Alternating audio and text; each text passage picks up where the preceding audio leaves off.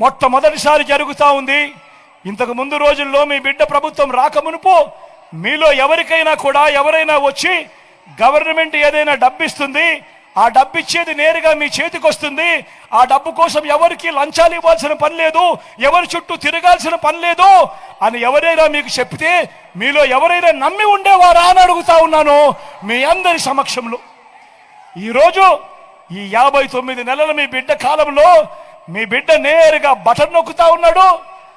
2,70,000 కోట్ల రూపాయలు, మళ్ళీ చెప్తా ఉన్నాను, 2,70,000 కోట్ల రూపాయలు నేరుగా మీ బిడ్డ బటన్ నొక్కుతున్నాడు.